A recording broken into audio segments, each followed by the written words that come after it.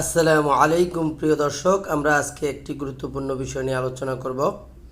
আমাদের ছোট ছেলে মেয়ে আছে যাদের প্রচণ্ড পরিমাণে জেদ বা ক্রোধ থাকে। এইসব ছেলে মেয়েদের জন্যই আজকের এই ফজিলতময় দোয়া ও আমল সম্পূর্ণ জানতে পারবেন। কিভাবে আপনি আমল করবেন এবং কিভাবে এর থেকে পরিত্রাণ পাবেন সম্পূর্ণই আলোচনা করা হবে ইনশাআল্লাহ। দোয়াটি হচ্ছে আফা গৈরা দীনিল্লাহি ইয়াবগুনা ওয়ালাহু আসলামা মান ফিস সামাওয়াতি ওয়াল আরদ তাইআন ওয়া কারহান ওয়া ইলাইহি ইরজিউন। অর্থাৎ তারা কি আল্লাহর দেয়া জীবন ব্যবস্থার পরিবর্তে অন্য জীবন ব্যবস্থা তালাশ করেছে? নবমণ্ডল ও ভূমণ্ডলে যা কিছু আছে স্বেচ্ছায় হোক বা অনিচ্ছায় হোক তার অনুগত হবে, সবাই তার কাছে ফিরে যাবে। সূরা আল ইমরান।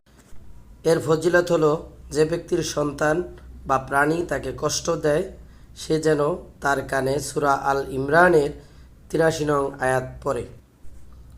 আমল: সন্তানের অতিরিক্ত জেদ থাকলে, কথা না শুনলে, কথা না মানলে প্রতিদিন ৭ বার সন্তানের কপালের উপরিভাগে চুলে হাত রেখে এই আয়াতখানা পাঠ করে তার চেহারা ও কানে ফু দিলে জেদ কমে আসে। এ আমল ন্যূনতম ২১ দিন লাগাতার করতে হবে। অবশ্যই আপনারা যখন আমলটি করবেন অবশ্যই এটা খেয়াল রাখবেন যে ন্যূনতম ২১ দিন করতে হবে।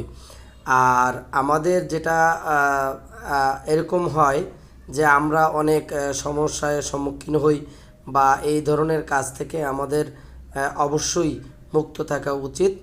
এই জেদ থেকে, ছোট ছেলে মেয়েদের জেদের বেশিরভাগ জেদ হলে অনেক সময় অনেক সমস্যার সম্মুখীন হতে হয়। যাতে করে আমাদের এই সমস্যার সম্মুখীন না হতে হয়, এর জন্যই আমাদের আজকের এই আমলটি। আসসালামু আলাইকুম রহমতুল্লাহ।